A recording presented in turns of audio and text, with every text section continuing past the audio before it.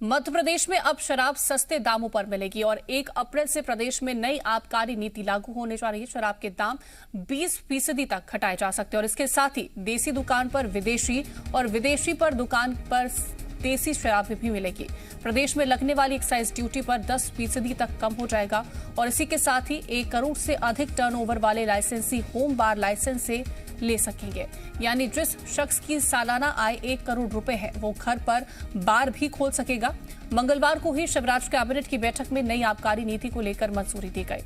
नई आबकारी नीति के तहत कैबिनेट ने घर पर शराब रखने की सीमा भी बढ़ा दी है।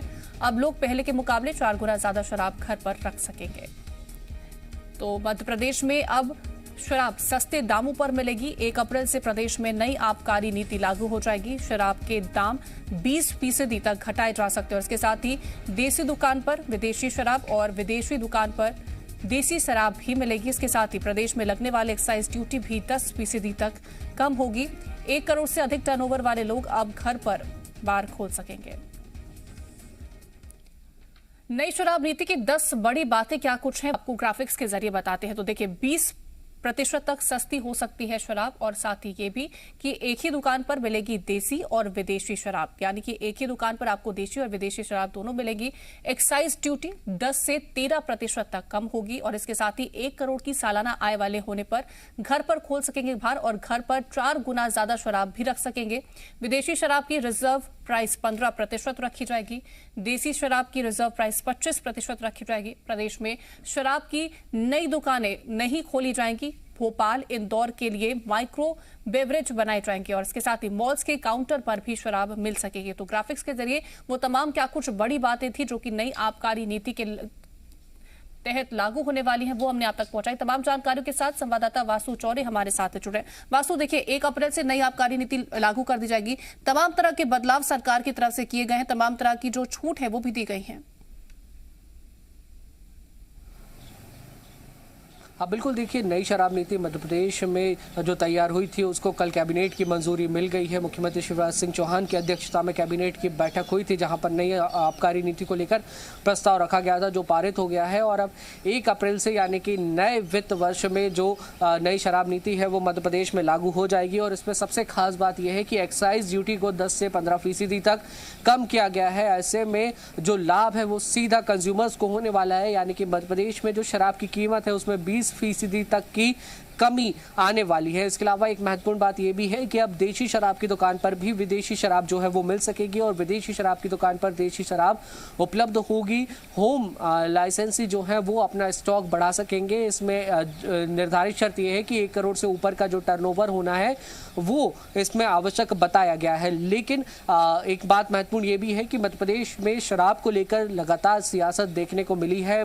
खुद बीजेपी की बड़ी नेत्री और पूर्व मुख्यमंत्री मध्य प्रदेश की उमा भारती ने 15 से 20 जनवरी के बीच, यानी कि ये जो समय चल रहा है, इसी दौरान शराब के खिलाफ आंदोलन चलाने की बात कही थी। लेकिन इसी बीच सरकार ने नई आबकारी नीति को मंजूरी दी है जिसके तहत शराब सस्ती हो सकती है। तो निश्चित तौर पर यह माना जा रहा है कि शराब को लेकर मध्य प्रदेश की जो राजनीतिक गहमा गहमी है, सरगर्मी है, एक बार फिर से बढ़ेगी। कांग्रेस पहले ही सरकार पर इस बात को आरोप लगाती हुई आई है कि शराब को घर घर तक पहुंचाने का काम सरकार कर रही है और शराबबंदी के पक्ष में होने का झूठा दिखावा भाजपा नेताओं के द्वारा किया जाता है। अब देखना होगा कि इस पूरे मसले को लेकर मध्य प्रदेश की जो सियासी गतिविधियां हैं वो कितनी ज्यादा गर्माती हैं। जी वासु, देखिए एक महत्वपूर्ण ये हो जाता है कि शराब को लेकर के जो ढील सरकार ने दी है, कहीं ना कहीं राजस्व को बढ़ाने की एक कोशिश होती है। लेकिन जिस तरह से कांग्रेस ने सवाल उठाए, कांग्रेस ने बीते दिनों ये भी कहा था कि अगर उमा भारती मजबूती के साथ विरोध करती है तो वो उनका साथ देंगे।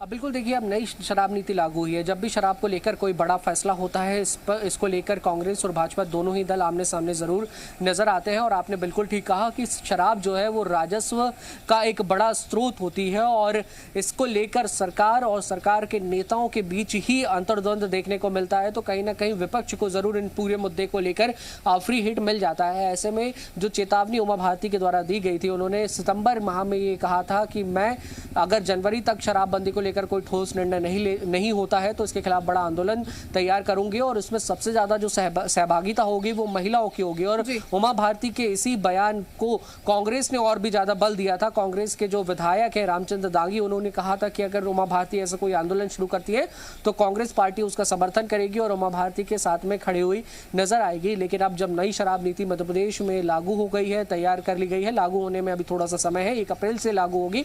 इस बीच जरूर देखने वाली बात होगी कि कांग्रेस और बीजेपी के बीच शराब को लेकर सियासत कहां तक पहुंचती है और जो सियासी ऊंट है शराब पर, सियासत को लेकर वो किस और करवट लेता है। बिल्कुल, तो नई नीति पर कहीं ना कहीं सियासत तो तेज हो ही गई है। देखने वाली बात यह भी होगी कि उमा भारती की तरफ से अब क्या कुछ एक्शन लिया जाता है, क्योंकि उन्होंने मजबूती के साथ कहा था कि वो आंदोलन करेंगे, प्रदर्शन करेंगे। फिलहाल वासु आप हमारे साथ बने रहेगा और भी जानकारी आपसे लेंगे। लेकिन मध्य प्रदेश में नई आबकारी नीति पर सियासी बवाल शुरू हो गया। एक और जहां सरकार नई शराब नीति पर अपनी पीठ थपथपा रही है तो वहीं कांग्रेस सरकार की मंशा पर सवाल खड़े कर रही है। कांग्रेस विधायक सुनील शराफ ने कहा कि सरकार केवल गुमराह कर रही है।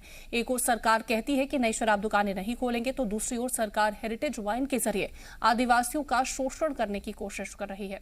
तो वहीं कांग्रेस के आरोपों पर बीजेपी ने पलटवार किया। बीजेपी नेता रजनीश अग्रवाल ने नई आबकारी नीति को मध्य प्रदेश और जनता के हित में बताया। उन्होंने कहा कि सरकार मध्य प्रदेश को आत्मनिर्भर बनाना चाहती है, लेकिन कांग्रेस ऐसा नहीं होने देना चाहती। बीजेपी ने कांग्रेस से पूछा कि नशाबंदी को लेकर राजस्थान, छत्तीसगढ़, पंजाब और महाराष्ट्र में कांग्रेस की सरकार ने क्या किया है। अरे कहीं कोई नहीं आने वाला सड़क पे, कोई नहीं आने वाला। ये तो WWF है कि तुम ये बयान दे दो, तुम ये बयान दे दो, तुम ये बयान दे दो तो कुछ हमारा डैमेज कंट्रोल होता रहे। इसके अलावा कहीं कोई नहीं आने वाला है। आना है तो आए ना सड़क पे, हम उनके साथ चलेंगे, उमा भारती जी के साथ चलेंगे, आए वो शराबबंदी के लिए।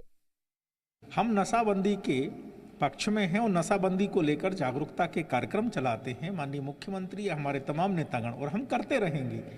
लेकिन जहां तक सवाल आबकारी नीति का है, शराब नीति का है, इसको लेकर निश्चित तौर पर बड़े परिप्रेक्ष्य में, बड़े संदर्भ में देखना पड़ेगा और उसी की दृष्टि से नीतियां बनानी होती हैं। और कांग्रेस बताए कि छत्तीसगढ़, राजस्थान और महाराष्ट्र को लेकर उनकी क्या सोच है, क्या नीति है। Thank you.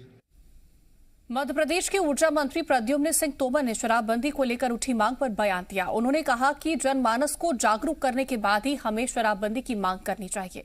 प्रद्युम्न सिंह तोमर ने बिहार का हवाला देते हुए कहा कि वहां शराबबंदी तो हो गई, लेकिन फिर भी अवैध रूप से बिक रही है। इसलिए पहले जनमानस को जागरूक करना होगा, इसके बाद ही शराबबंदी की मांग करनी चाहिए। बिहार में बंद हुई, कानूनी रूप से बंद हो गई, अवैध बिक रही है। तो हमको कानूनी के साथ साथ अवैध बिक्री ना हो, इसके लिए जनमानस में माहौल बनाने का काम हम सबको करना चाहिए। जब हम इस काम को कर पाए तब हमको सरकार से मांग करनी चाहिए। तो लगातार हमारे संवाददाता वासु चौरे हमारे साथ बने हुए। वासु, देख जिस तरह से बात कही गई मंत्री की तरफ से, प्रद्युम्न सिंह तोमर की तरफ से, उन्होंने बिहार का हवाला दिया। उन्होंने कहा कि शराबबंदी वहां पर भले हो, लेकिन जिस तरह से अवैध तरीके से शराब वहां पर बेची जाती है, लाई जाती है, प्रवेश होता है शराब का, पहले लोगों को समझाने की जरूरत है कि शराब का आखिरकार क्या कुछ प्रभाव होता है समाज पर।